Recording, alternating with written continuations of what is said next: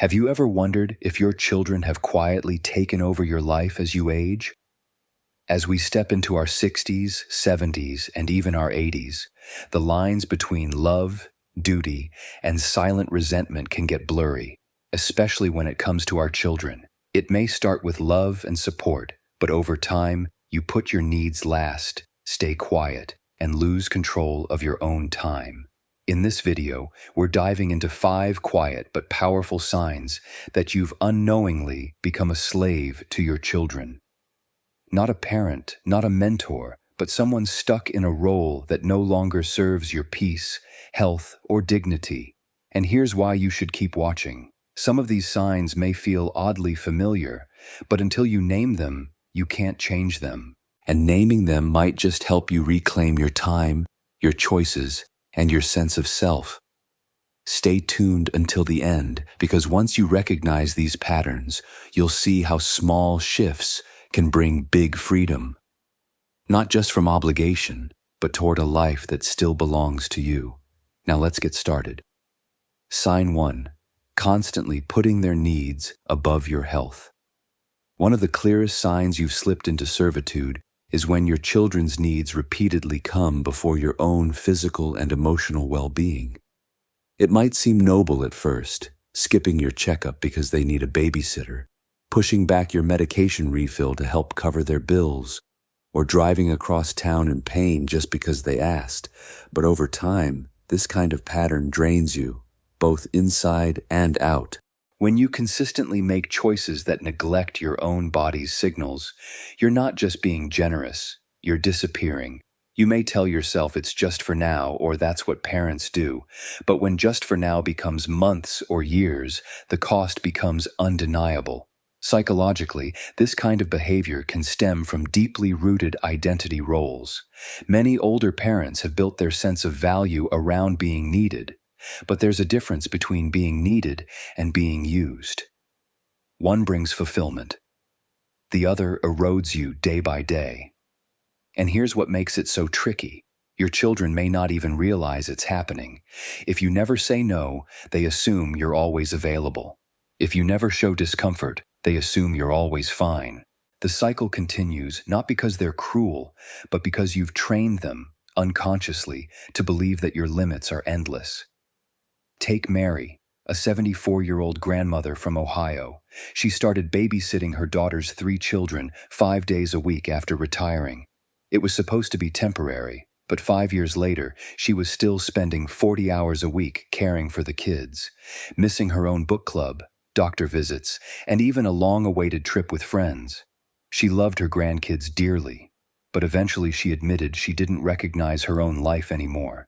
If this sounds familiar, it's time to ask yourself a hard but loving question. Are you helping out of choice or out of fear of what might happen if you stopped? That distinction can tell you everything you need to know about where you stand. When your health and peace are constantly sacrificed for someone else's comfort, you're not parenting, you're surrendering, and you deserve better. Sign 2. Feeling guilty for saying no. The second sign is subtle but powerful. You feel guilty every time you say no, even when your reasons are perfectly valid. Guilt is a normal emotion, but when it becomes your default reaction to setting healthy boundaries, that's not love. It's emotional conditioning. Over the years, many parents fall into the habit of equating no with failure. They believe that if they don't show up every single time, they're somehow letting their child down. But that's not true. That's not love. That's guilt wearing a disguise. Here's the psychological root. When you've spent decades prioritizing your children's happiness, it can feel wrong, almost selfish, to prioritize your own. But growing older doesn't mean you owe them more. It means you've earned the right to reclaim space for yourself. If your child reacts with disappointment or frustration when you say not today or I need to rest, ask yourself, are they responding to the boundary itself or the fact that you've never set one before?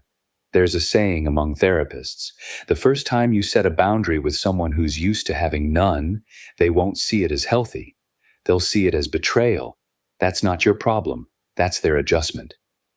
For example, take Roger, a 79-year-old retired teacher from Florida. Every Sunday, he drove 2 hours each way to mow his son's lawn because, "My son works hard and I want to help." When his knees started bothering him, he hesitated to say anything. Eventually, when he did mention it, his son offered to hire a gardener but added, "I just thought you liked doing it." Roger realized he'd been suffering in silence, not because his son was demanding, but because he had never voiced his own limits. If you say yes out of guilt, not joy or willingness, that yes becomes a quiet form of resentment. And that resentment doesn't just sit still. It grows. Saying no when needed doesn't make you a bad parent. It makes you an honest one who respects themselves enough to choose wisely rather than be ruled by obligation. If you're still watching this video and finding these insights valuable, please comment number 2 below to let me know you're here. And if you haven't subscribed yet, I recommend you subscribe and turn on the bell so you don't miss any videos. Your support helps us continue creating good content to inform and inspire you. Now let's move forward. Sign 3. Giving financial support you can't afford. The third sign is one that many older parents fall into without realizing how deep it goes. You continue giving financial support to your children, even when it stretches your own limits or puts your retirement at risk. Let's be clear, helping out once in a while isn't the issue. The problem begins when giving becomes a pattern you can't sustain, yet feel too obligated or too afraid to stop. Money is never just about money, especially within families. It carries deep emotional weight: love, duty, guilt, fear of abandonment. You might think they're struggling. What kind of parent would I be if I didn't step in? But ask yourself this: what happens when your kindness compromises your own stability? When you're hesitating to turn the heater on in winter just to cover your daughter's rent? Or delaying medical care so your grandson can go to summer camp? Here's the hard truth: sacrificing your well-being for your adult child's comfort isn't noble. It's unsustainable, and often it doesn't even serve them. It can create dependence, not resilience; entitlement, not appreciation. And it sets a precedent that says, "My needs come second, always." Take Helen, 74, who quietly withdrew from her monthly walking club to save gas money. Why? Because she was sending $300 a month to her son, who just needed help getting on his feet. But that help had been going on for 3 years. When she finally mentioned she might need to cut back, her son replied, "But Mom, you always said you'd be there for me." And that's the moment Helen realized he didn't see her as someone with limits. He saw her as a resource. If giving causes stress, resentment, or fear, it's no longer giving. It's a transaction you feel forced into, and that's no way to build a healthy relationship. You have every right to say, "I need to put myself first. Right now, you're not turning your back on your child. You're simply stepping into your own adulthood again, one where your security, peace, and dignity matter just as much as theirs." And that's not selfish. That's smart. Sign 4. Being emotionally controlled by their reactions. The fourth sign is subtle but incredibly powerful. You find yourself adjusting your mood, your decisions, even your sense of peace based on how your children react to you. If they're distant, you worry you've done something wrong. If they're upset, you scramble to fix it, even when you don't know what you did. If they're cold, you shrink. If they're kind, you breathe again. This kind of emotional tether isn't love, it's captivity. When your peace depends on someone else's temperature, you've lost something essential: your center. It may have started decades ago, when they were toddlers and you had to regulate everything around them to keep them safe. But they're not toddlers anymore. And you're not just their parent, you're also your own person. Emotional dependency like this shows up in ways we rarely talk about. You delay plans with friends because your daughter might call and need to talk. You say yes to things you don't want to do just to avoid the sigh or the silence on the other end of the phone. You replay conversations in your head, wondering if you said something wrong because they seemed off. And the worst part? Over time, it chips away at your self-trust. You stop asking yourself what you think, what you want, What feels right to you, because you're too busy monitoring their reactions, like a thermostat. I remember George, a 78-year-old man I met through a community support group. His grown son, in his 40s, rarely called unless he needed something. But if George didn't pick up right away, he'd get a passive-aggressive message. "Guess I'll figure it out myself." And George, every time, would feel like a failure, a man who'd fought in 2 wars and built a business from scratch, reduced to a nervous wreck over a single missed call. And if that sounds like something you've experienced, you are not alone. Many older parents find themselves afraid to upset their children, walking on emotional eggshells to keep the peace. But ask yourself this: what kind of peace is it, if it comes at the cost of your own? You don't need to earn their love by constantly managing their emotions. Real love doesn't demand that you silence your own. And if your presence is only welcome when you're useful, silent, or agreeable, that's not a relationship. That's servitude. You deserve space to breathe. That's not rejection. That's self-respect. If you're still watching this video and finding these insights valuable, please comment number 4 below to let me know you're here.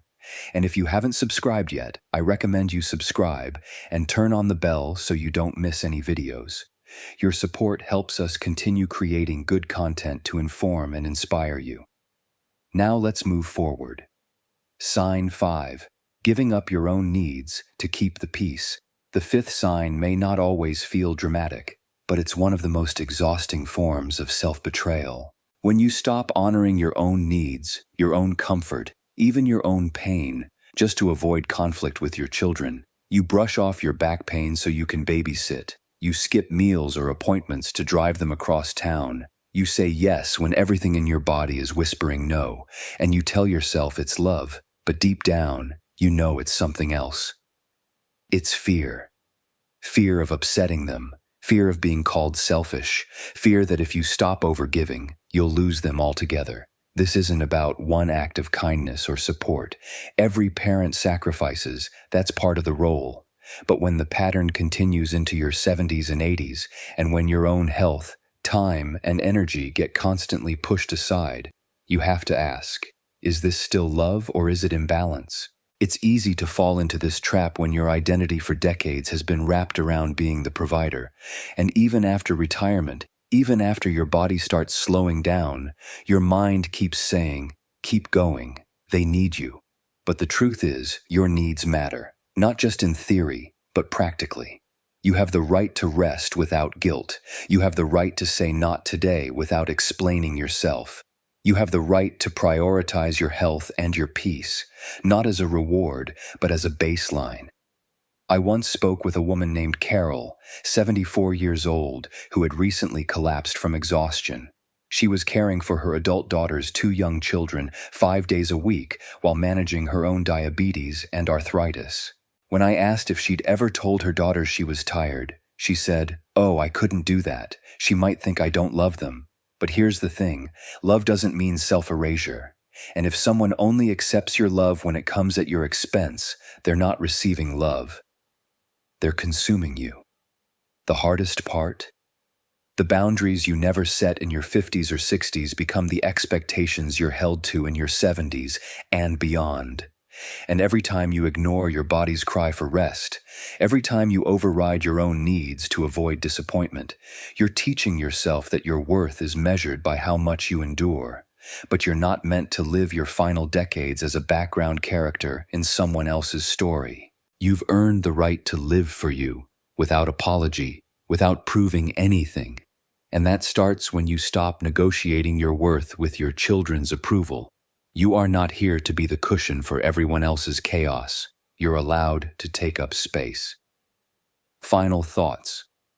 Maybe some of what we've talked about today hit a little too close to home. Or maybe it just made you pause and think, wait, when did I start putting myself last? The truth is, many loving, well-meaning parents fall into this pattern without ever realizing it.